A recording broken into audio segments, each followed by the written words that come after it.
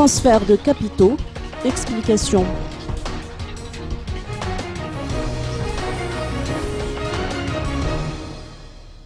L'économiste Fali Ramakave a apporté des précisions sur les transferts de capitaux qui normalement sont interdits.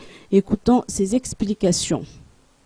Alors, pour tout ce qui concerne les transferts de capitaux à Madagascar, on parle bien des gros transferts de capitaux vers l'étranger. Il y a plusieurs raisons en fait. La raison normale quand on transfère des capitaux à l'extérieur de Madagascar, c'est généralement pour payer des importations. Il y a une deuxième raison, beaucoup plus récente sûrement, c'est que la plupart des banques françaises qui sont implantées à Madagascar appartiennent à des grands groupes bancaires en France, et ces grands groupes bancaires possèdent des filiales dans la gestion des grosses fortunes.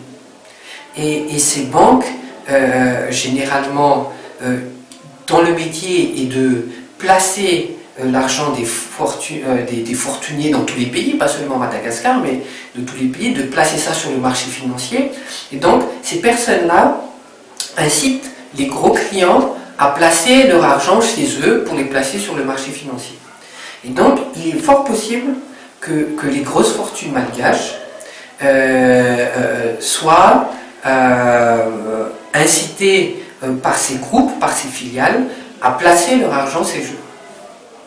Mais alors la proportion, je ne sais pas quel pourrait être le pourcentage des grosses fortunes qui placent leur argent à l'extérieur, mais en tout cas, toutes ces filiales, toutes ces banques possèdent des filiales qui font de la gestion de patrimoine ou de la gestion de grosses fortunes. Ce qu'il faut savoir dans la législation malgache, c'est que lorsqu'on fait du transfert de capitaux, il faut avoir l'autorisation du FINEX, c'est-à-dire du ministère des Finances et la direction qui s'occupe donc de tout ce qui est transfert d'argent vers l'extérieur. Et la loi malgache, qui normalement interdit le transfert des capitaux, peut accorder des dérogations sous réserve de l'autorisation, si je me rappelle bien, soit du ministre des Finances, soit du Premier ministre, soit du Président de la République. Donc je pense que tous ces transferts n'ont pas pu se faire sans l'autorisation de plus hautes autorités de l'État. Il y a un troisième type de transfert d'argent, de transfert des capitaux qui sont illicites, qui sont illégales. Ce sont tout ce qui est transfert de capitaux dans le cadre de blanchiment d'argent, du terrorisme et de l'argent de la drogue. Donc ces personnes-là utilisent beaucoup de techniques assez sophistiquées pour pouvoir blanchir leur argent dans le circuit bancaire.